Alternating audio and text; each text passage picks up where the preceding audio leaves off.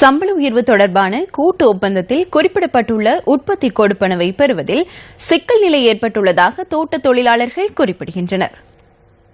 பெருந்தோட்ட தொழிலாளர்களின் சம்பள உயர்வு தொடர்பிலான கூட்டு ஒப்பந்தம் கடந்த அக்டோபர் மாதம் 18ஆம் தேதி கைச்சாத்திடப்பட்டது. புதிய கூட்டு ஒப்பந்தத்தின்படி தொழிலாளர்களுக்கான சம்பள முறைமை இவ்வாறு அமைந்துள்ளது. அடிப்படை சம்பளம் 500 ரூபாய், உற்பத்தி கொடுப்பனவு 140 ரூபாய், தேயிலை விலை கொடுப்பனவு 30 ரூபாய், வருகை கொடுப்பனவு 60 ரூபாய், மொத்தம் 730 ரூபாய்.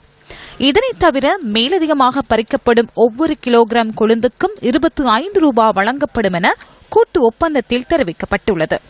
எவ்வாறாயினும் உற்பத்தி கொடுப்பனவான 140 ரூபாவை பெறுவதாயின் 18 கிலோகிராம் கொழுந்து பறிக்க வேண்டும் என்பதை ஏற்றுக்கொள்ள முடியாதென தோட்ட தொழிலாளர்கள் தெரிவிக்கின்றனர்.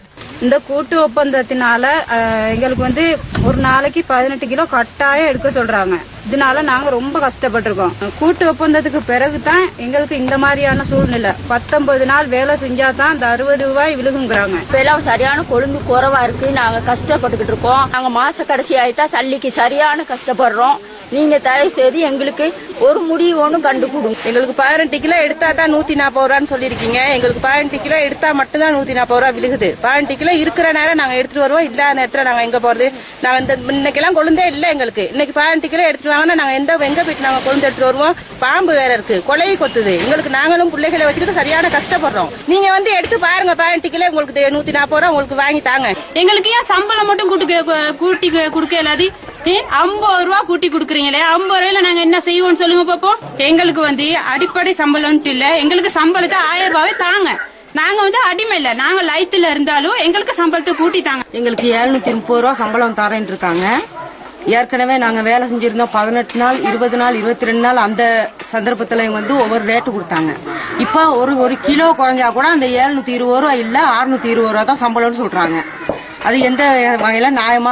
பேசினவங்க ஒழுங்கா பேசல. 5 வருஷத்துக்கு முன்னாடி இருந்த கொழுந்து இப்ப இல்ல. நாங்க எப்படி எடுப்போம்னு தெரிய மாட்டேங்குது. ரெண்டாவது இதுல பாருங்க, சம்பள விவரம் எந்த விவரமுமே தெரியாம இருக்குது. அதே மாதிரி வயிற்றுப்பிள்ளக்காரங்க இருக்காங்க, முடியாதவங்க இருக்காங்க, மெடிக்கல் இருக்காங்க. அவங்களாம் எப்படி எடுப்பாங்க?